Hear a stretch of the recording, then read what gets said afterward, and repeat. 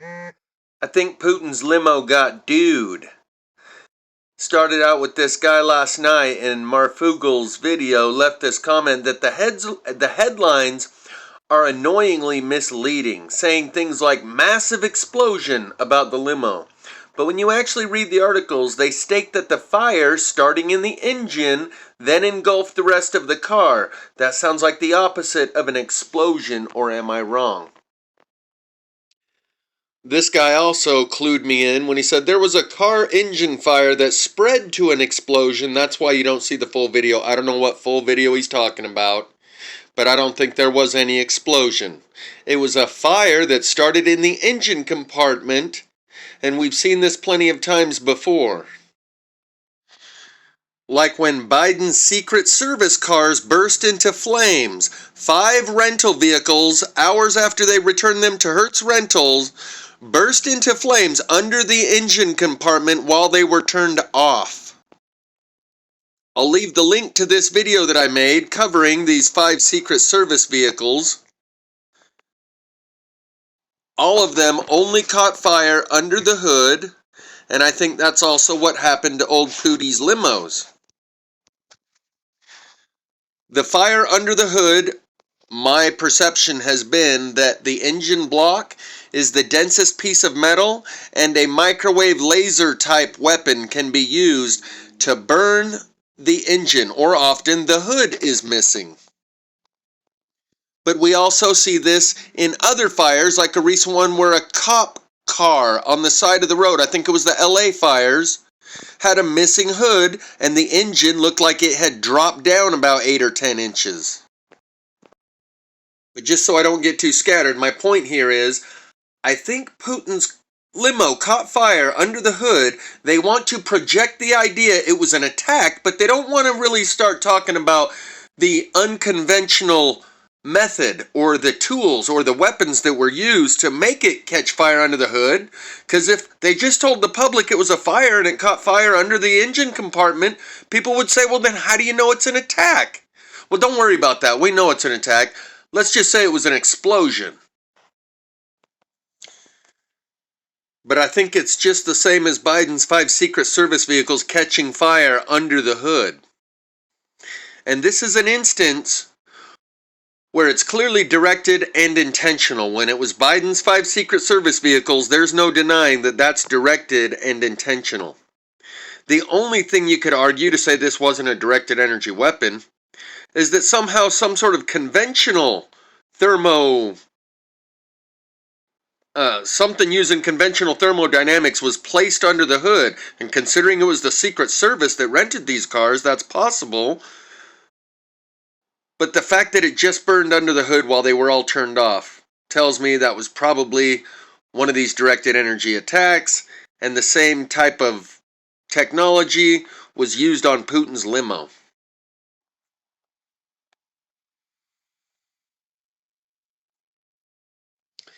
And the type of annoyingly misleading reporting about this explosion can clearly be seen on Salty Cracker's most recent video, where he covers the limo, as you see in the title, Lunatics Blow Up Putin's Limo. And you can see other coverage of it talking about a massive explosion, and they're even throwing in deceptive pictures and videos.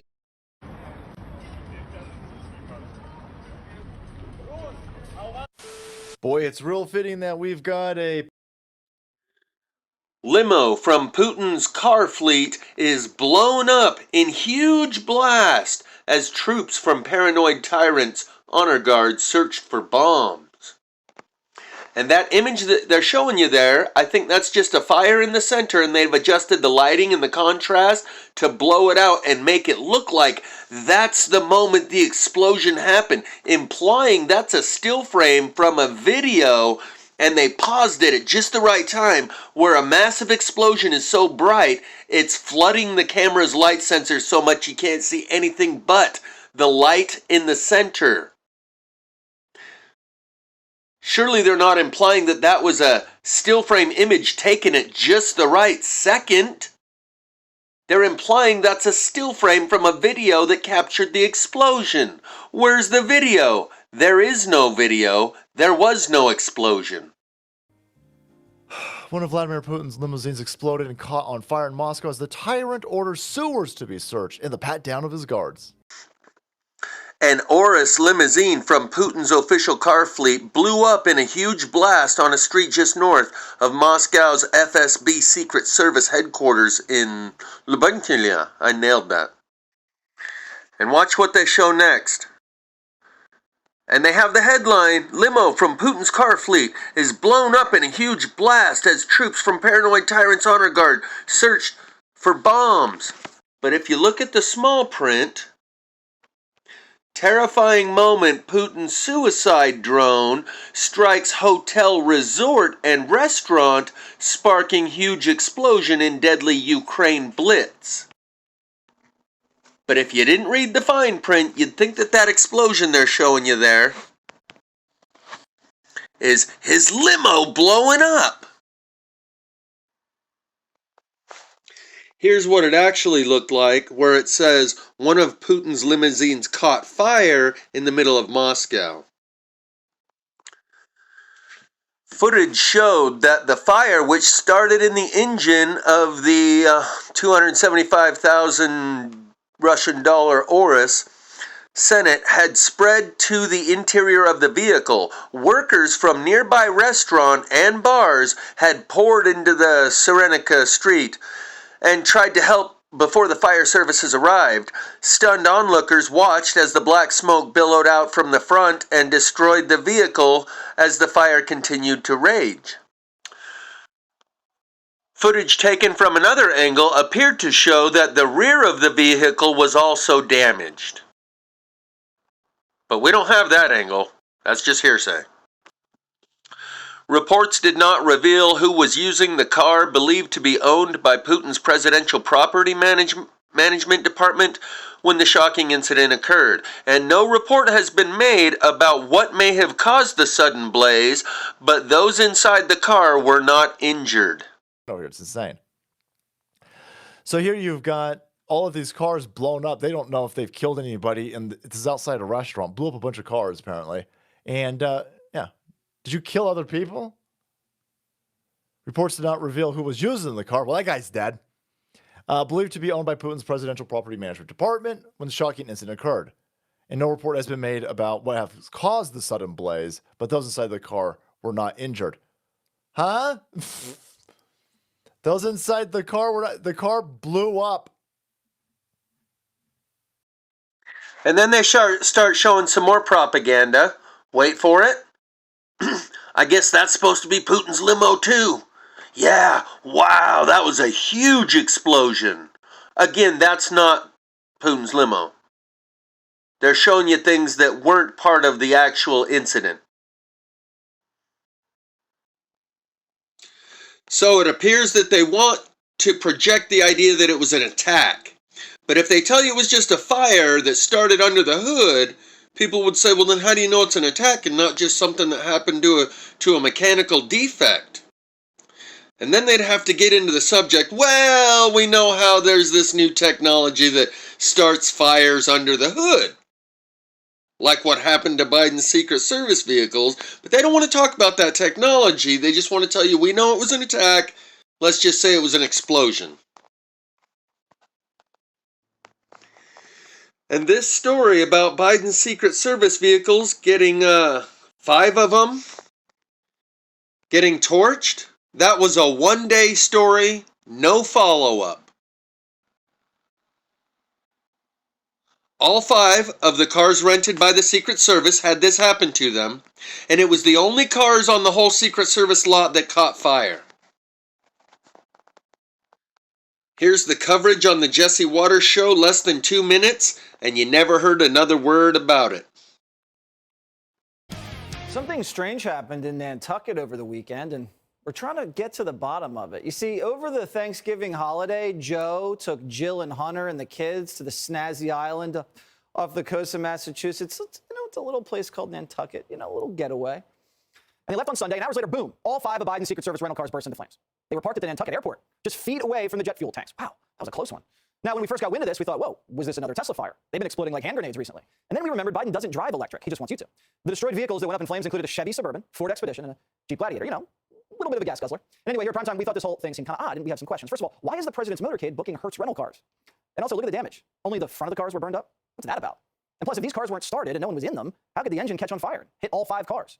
All right, let's say it didn't happen randomly. If they didn't ignite on their own, then who did it? Are there any suspects? And if so, who? Are police looking into this? Or did the Secret Service just leave a bunch of tasers next to like a hot cigarette lighter? You know those little things like you pop it in and do they even have those anymore? Either way, let's just hope the Biden family bought the Hertz vehicle insurance plan. Hey, Sean Hannity here. Hey, click here.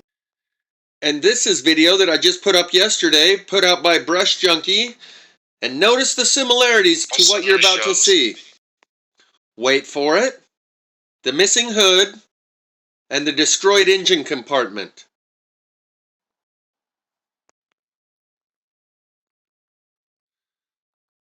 Let's check it out a little closer right there.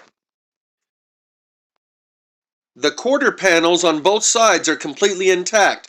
They're not disintegrated or melted or disfigured. They're in the same shape they were, yet the hood is completely gone. Standard incendiary devices like fire or explosions don't work that way. Here, what you get is a fine line between 3,000 degrees on the left, where it completely disintegrated and vaporized, and less than 1,000 degrees. It would have taken maybe 1,000 degrees to melt this. So you have such a huge difference in the amount of damage, and a fine line between the two right here, and a fine line between the two right here. In the middle, it was far hotter than on those edges. Fire doesn't work that way. Standard incendiary devices and explosions don't work that way.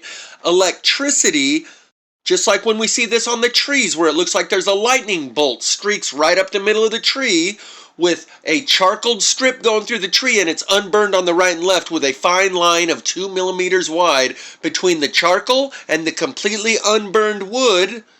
That's an electricity bolt, a bolt of lightning. Something similar happened here where it courses through the hood and does not go through the quarter panels.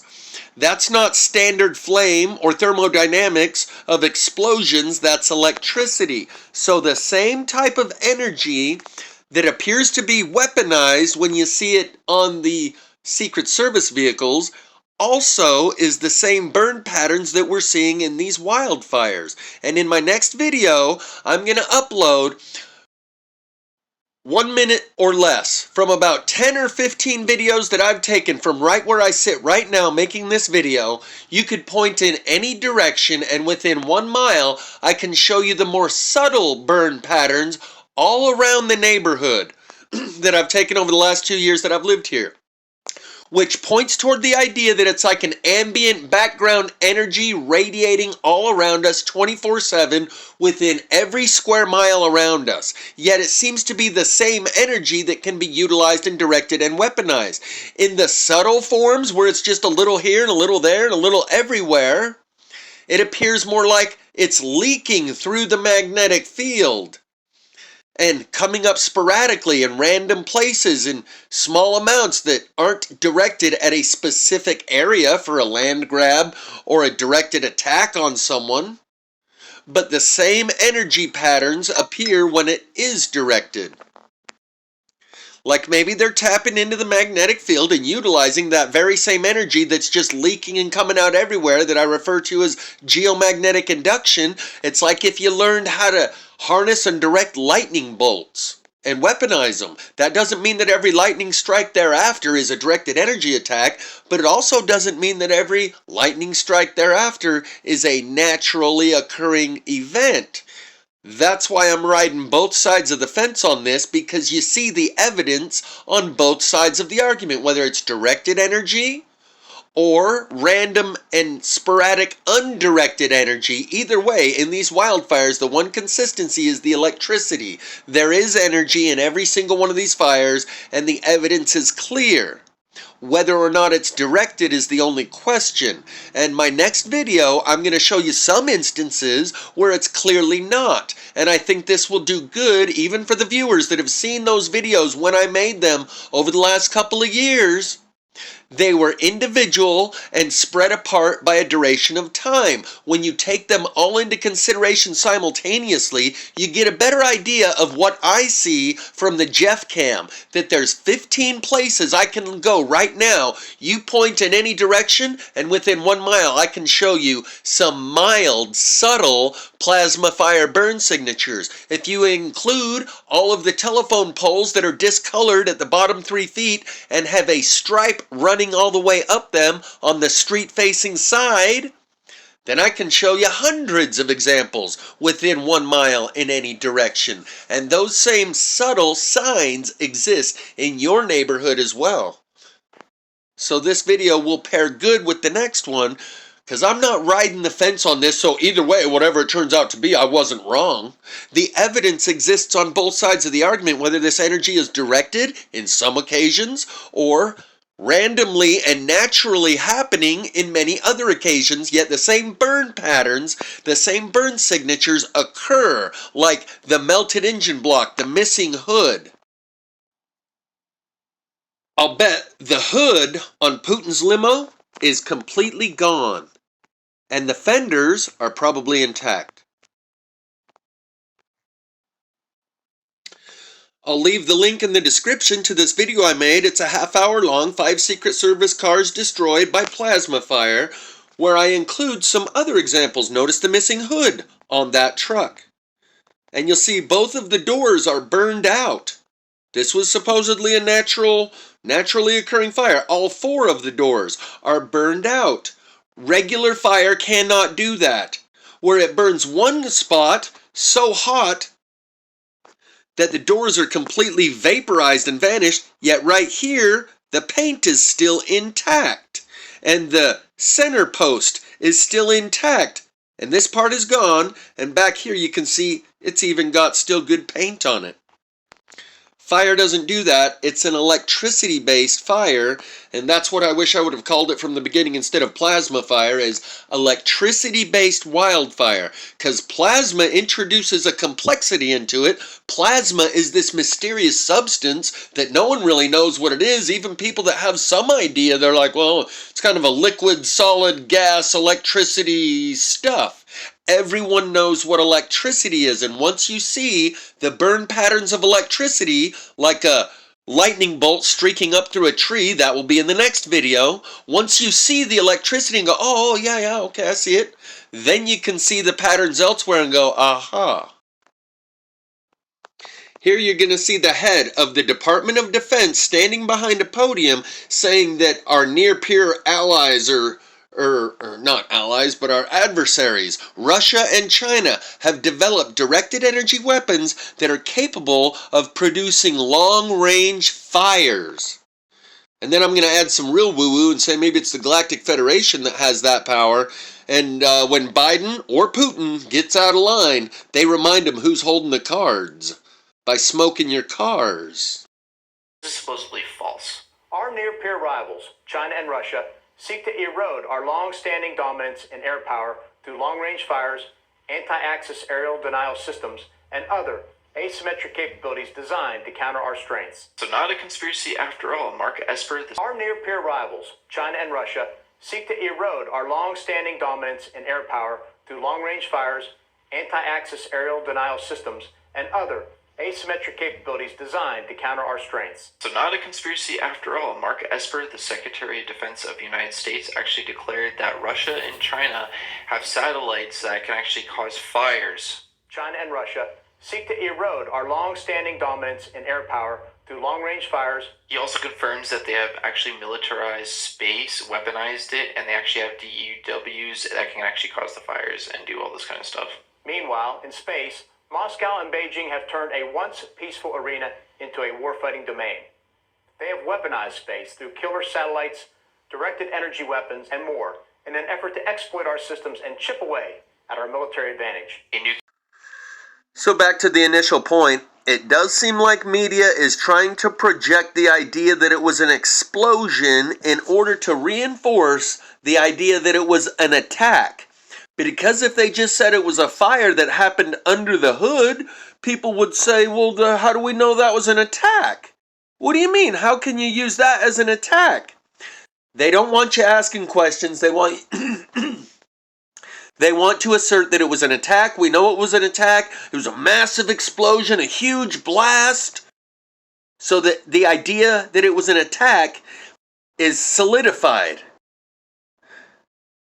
Because if they told you, we know that it was an attack because there's these other techniques and different technology that is used, which creates the fire under the hood, then we got to start talking about these technologies that we don't want to talk about. So just tell the people it was an explosion, a huge blast, in order to convey the idea that it was an attack.